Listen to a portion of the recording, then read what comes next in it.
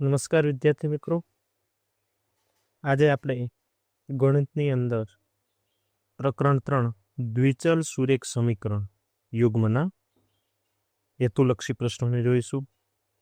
તો સૌપ્રથમ આપણી સ્ક્રીનની સામે પ્રશ્ન છે x + 2y - 4 = 0 અને 2x + 4y - 12 = 0 ને ખાલી જગ્યા ઉકેલવા. આપણી સામે ઓપ્શન છે અનંત, અનન્ય, ઉકેલ નથી કે આપેલ પૈકી એક પણ નહીં. તો મિત્રો સૌપ્રથમ આપણે આપેલા સમીકરણ યુગ્મનો ઉકેલ શોધવા માટે અને A1 નામ આપીશું, B1, C1, A2, B2, C2, પછી એમનો આપણે ગુણોત્તર લઈશું. તો અહીંયા આગળ A1/A2 નો ગુણોત્તર જોઈએ તો x નો સહગુણક 1 છે અને અહીંયા આગળ A2 માં આવશે x નો સહગુણક 2. ત્યાર પછી B1/B2 નો ગુણોત્તર લઈએ તો y નો સહગુણક 2 છે અને નીચેના સમીકરણમાં છે 4, 2 દુ 4, તો આપણો જવાબ આવશે 1/3. ત્યાર પછી C1/C2 જોઈએ તો -4/12, તો 4 તારી 12, આપણો જવાબ આવે છે 1/3. તો મિત્રો અહીંયા આગળ જે છે A1/A2 છે બરાબર B1/B2, આ બંને કેવા છે? સમાન છે. પરંતુ A1/A2 is not equal to C1/C2 હોવાથી આપેલ સમીકરણ યુગ્મ જે છે એનો ઉકેલ આપણને મળશે નહીં. એનું કારણ એ છે કે આપેલ સમીકરણ યુગ્મને આપણે દર્શાવીશું આલેખ ઉપર તો બંને સમાંતર રેખાઓ મળે છે. તો આપણી આ શરત અનુસાર આપણને ઉકેલ મળશે નહીં. તો આપણો સાચો જવાબ થશે ઓપ્શન સી. ત્યાર પછી આગળ વધીએ તો અહીંયા આગળ સમીકરણ x - 2y = 0 અને 3x + 4y - 2 = 0 હોય તો તેનું આલેખાત્મક સ્વરૂપ નીચેના પૈકી કયું છે? ઓપ્શન 1 છેદતી રેખા, બી સંપાતી રેખા, સી સમાંતર રેખા કે આપેલ પૈકી એક પણ નહીં. તો ચાલો ચકાસીએ. અહીંયા આગળ A1 આપણો, B2 નામ આપી દો, અહીંયા આગળ નથી C1 એટલે આપણે C1 આપી દઈએ છીએ, માઇનસ કરીને સમીકરણમાં 0 મૂકીએ. બરાબર. ત્યાર પછી અહીંયા આગળ જોઈએ તો A2, B2 ને C2. ચાલો મિત્રો આપણો ગુણોત્તર જોઈએ તો કે A1/A2 is equal to x નો સહગુણક 1 છે, આ સમીકરણમાં છે 3. ત્યાર પછી B1/B2 નો ગુણોત્તર જોઈએ તો B1 આપ્યા છે -2 અને B2 છે +4, એટલે કે 2 દુ 4, આપણો જવાબ આવશે -1/3. ત્યાર પછી C1/C2, અહીંયા C1 ની કિંમત છે નહીં એટલે આપણે 0 લઈશું અને છેદમાં -20 મૂકીશું. 0ના છેદમાં કોઈ પણ સંખ્યા હશે તો આપણો જવાબ આવશે 0. તો અહીંયા જે છે એ શરત છે A1/A2 is not equal to B1/B2. હવે આ શરત અનુસાર આપણને એનું આલેખાત્મક સ્વરૂપ દોરીશું તો ઉકેલ આપણને મળશે અને એ ઉકેલ હશે અનન્ય. એનો મતલબ કે એક ઉકેલ આપણને મળશે અને આ જે રેખાઓ છે એ કેવી હશે? તો કે છેદતી રેખાઓ આપણને પ્રાપ્ત થશે. આપણો સાચો જવાબ જે છે એ છે ઓપ્શન એ. ત્યાર પછી આગળ વધીએ તો આગળ સમીકરણ યુગ્મ 3x + 2ky બરાબર 2 આપેલા છે. 2x + 5y + 1 = 0 નું આલેખ સમાંતર રેખા અહીંયા આગળ આપેલી હોય તો કેની કિંમત શોધો.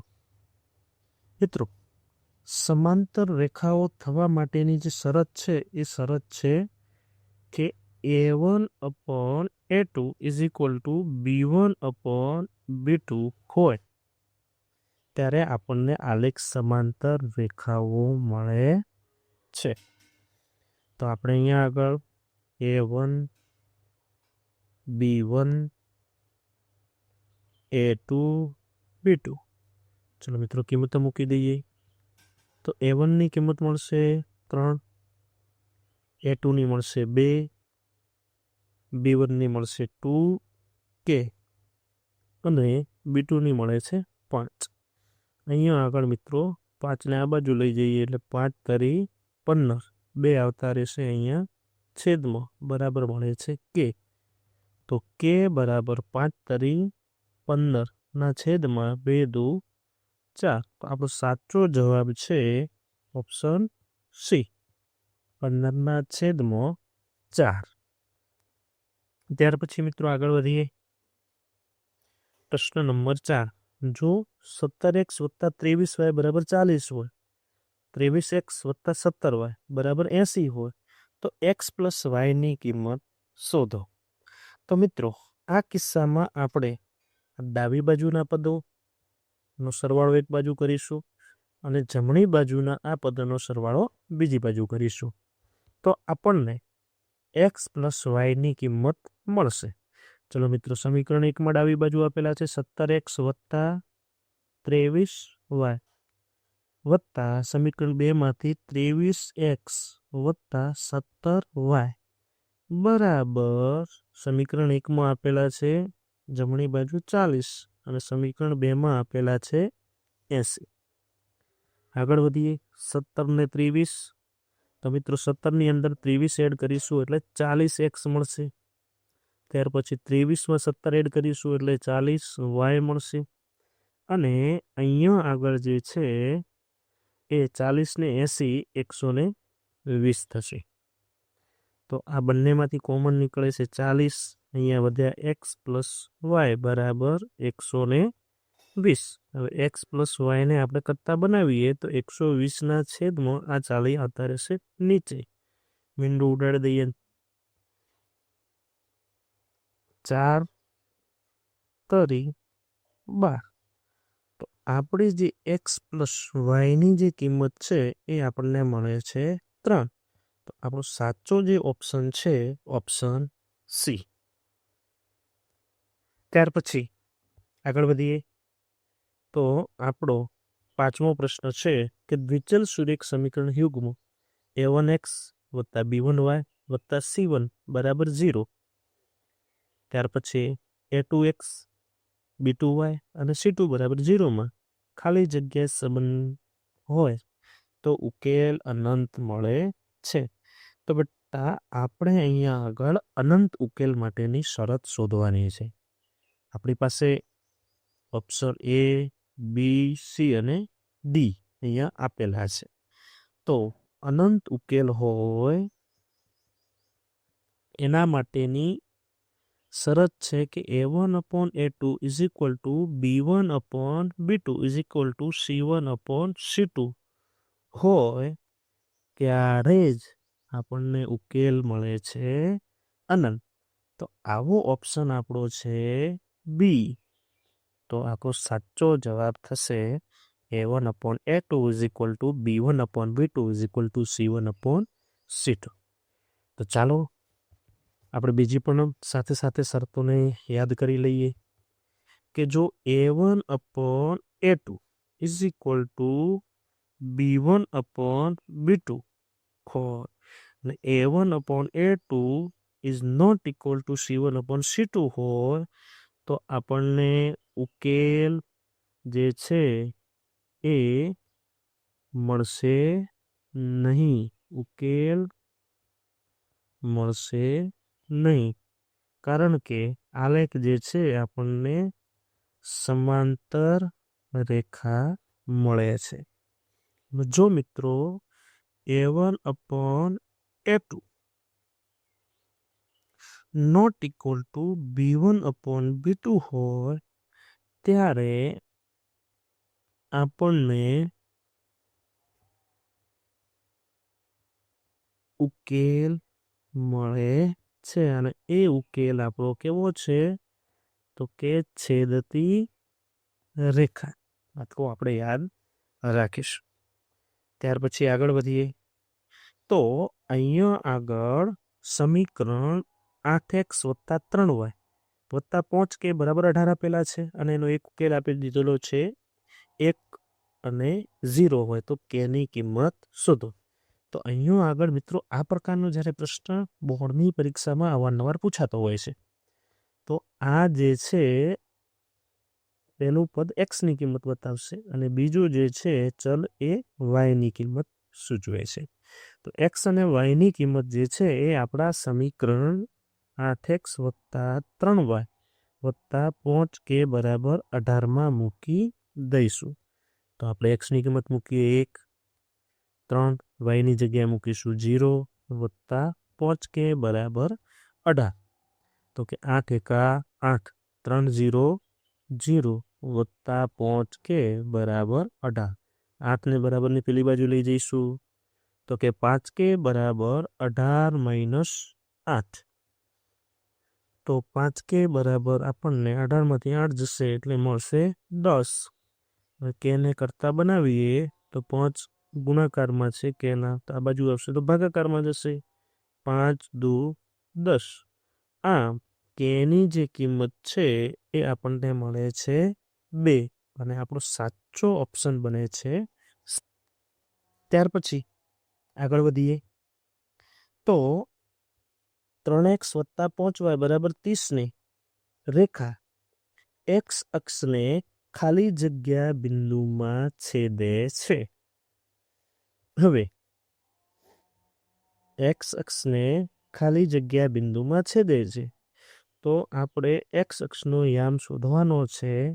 તો આપણે અહીંયા આગળ એનો y યામ જે છે એ લઈશું 0.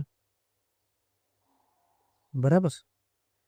y યામ આપણે 0 લઈએ તો આ કિંમત સમીકરણ 1માં મૂકીએ કે 3x + 5y બરાબર 0. y ની કિંમત 0 મૂકીએ એટલે અહીંયા કાઉન્સમાં મૂકીશું 0. તો 5 0 0 3x ને કરતા બનાવીશું તો 30. 3 દાન 30. તો x ની કિંમત આપણને મળે છે 10. તો 10 ની અંદર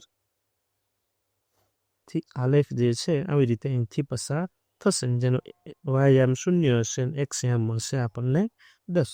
તો આવો જે મિત્રો સાચો જવાબ છે આપણો ઓપ્શન સી કે જેની અંદર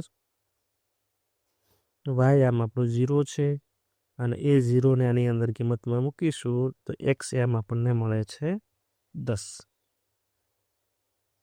અહીંયા મિત્રો એક વસ્તુ ખાસ યાદ રાખવાની છે કે જો આલેખ x અક્ષની અંદર છેદતો હોય ત્યારે y યામ જે છે એ શું હોય છે 0 હોય છે. આટલી વસ્તુ આપણે યાદ રાખીશું તો આ પ્રકારના દાખલાઓ આપણા માટે સાવ સરળ બની જશે. તો આગળ વધીએ. આગળનો પ્રશ્ન છે કે x બરાબર 4 અને y બરાબર 5 એ કયા સમીકરણનો ઉકેલ છે. તો મિત્રો આ પ્રકારના જવાબ મેળવવા માટે આપણે આ x અને y ચલની કિંમત આપેલા દરેક સમીકરણની અંદર મૂકી અને ચકાસણી કરવી પડશે.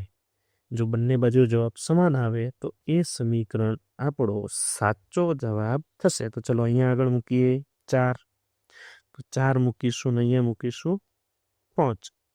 તો 5 ચોક 20 અને 5 ચોક 20 બરાબર 20. આ બાજુ મળશે આપણને 20 + 20 40 બરાબર 20 એટલે આ જવાબ આપણો નથી. ત્યાર પછી અહીંયા આપણે મૂકીશું 4 x ની અને y ની મૂકીએ 5. 4 તરી 12, 5 દુ 10, 12 ને 10 થઈ ગયા 22 બરાબર 20 એટલે આ પણ આપણો સાચો જવાબ નથી. અહીંયા મૂકીએ એક્સની કિંમત 4, વાયની મૂકીએ 5, 4 દુ 8, 5 તરી 15. તો અહીંયા આગળ 15 ને 8 નો સરવાળો કરીએ તો 23 મળે છે અને 23 બરાબર 23 આપણને પ્રાપ્ત થાય છે. તો આપણો સાચો જવાબ આવશે ઓપ્શન સી કે 2x + 3y બરાબર 23 ના ઉકેલ x બરાબર 4 અને y બરાબર 5 છે. આગળ ખાતરી કરવી હોય તો કરી શકાય. અહીંયા 4 મૂકો એટલે 4 તરી થઈ ગયા 12. અહીંયા 5 મૂકો એટલે 5 દુ 10, 12 ને 10 22 બરાબર 23. એટલે આ પણ જવાબ શક્ય નથી. તો મિત્રો આવા પ્રકારના પ્રશ્નોના જવાબમાં આપણે આ પ્રકારની મેથડનો ઉપયોગ કરી અને સાચો જવાબ જે છે આપણે શોધી શકીએ છીએ. તો ચાલો આગળ વધીએ.